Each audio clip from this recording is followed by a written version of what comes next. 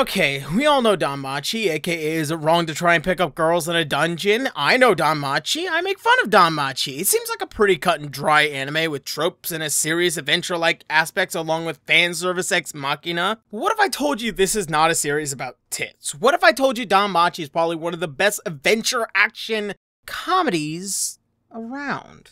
Yeah, DanMachi is a comedy. That's right, I've been abridging a comedy. Comedyception! Woo!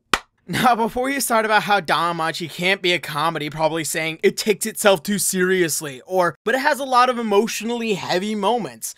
Yeah, I get ya, I really do, but I can explain. Which I will, but later. So this here is Belcranal, 14 years old and optimistic. After his grandfather dies, he decided to move to the city of Arario to become an adventurer. Unfortunately, no talents, no power, and no familia, he's pretty much fucked out of a job until he meets Hestia, a goddess that helps him and gets him on his feet. But Hestia has very little influence and can only give what she can for him. Skip forward sometime in the near future and we see Bel being attacked by a Minotaur, which he is saved by Ice Wallenstein of the Loki familia, and he immediately falls in love with her. But after feeling embarrassed and indirectly humiliated, he makes the decision to do whatever he can to try and catch up to Ice so he can be respected and considered liked by her. This is Bel's mission in life. He is basically chasing something that seems like a fallacy because of how far Ice already has come as an adventurer. Ice is powerful. She doesn't need saving, which breaks this trope of damsel in distress, but instead puts Bel into the seat instead. Bel, however, is given his own power to chase her. Real's phase. Now, this is one of the things that people lose it at because of the comparison between Sword Art Online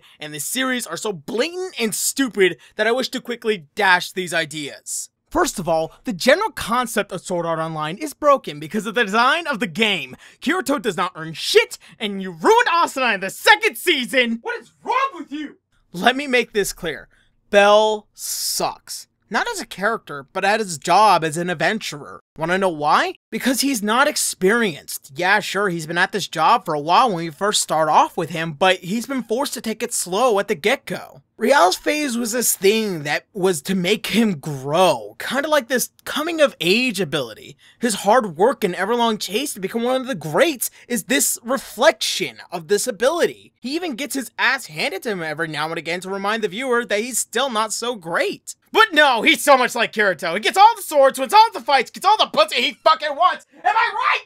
Now, I get it from a certain perspective that this series has a lot of fan service, but let me assure you, if you look past the every now and again titty ass titty, I can assure you that there is actual fucking plot in this series, which I'm not going to get into in this video. But I am sure you want to know what I mean by this series being a comedy. Well, once again, look at it from its perspective. This series is about a young male surrounded by female figures of all kinds, and he is the one being saved when he works to do the saving. This series is about a young man coming of age around a dangerous, and see that how you will, world. And when you decided to point out the heavy emotional scenes to me for the umpteenth time, I get it. Let me tell you the secret to a great comedy. The secret is when it stops being funny.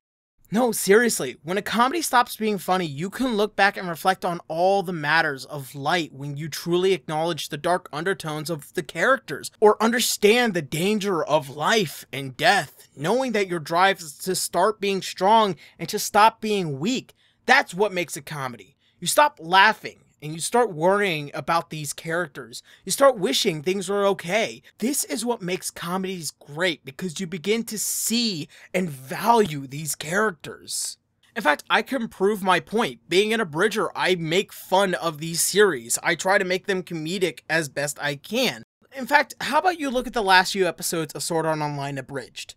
How about Hellsing Ultimate Abridged Episode 7 that literally just came out not too long ago? The last two episodes of Yu-Gi-Oh! The Abridged series. How to Be an Adventurer Episode 4. 7 Deadly Schmucks Episode 3.5.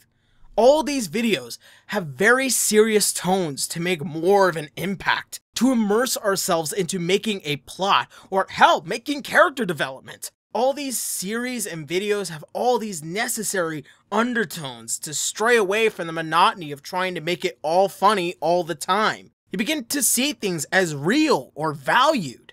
Now, I don't want to make this video too long or too winded, as I'm sure that I have other things that I need to edit and I could hear the faint scream of terror to work on the bridging stuff. But keep in mind, I do have a bit of love for this series, and I really want to try and get you guys to see that this is more than about some girl and her tits being wrapped in literally a ribbon and bow. But perhaps I may return to this topic, as I'm sure I said a few things that you may want more explanation. So with that in mind, thank you guys so much for watching, and I hope to see you in the next video. Laters!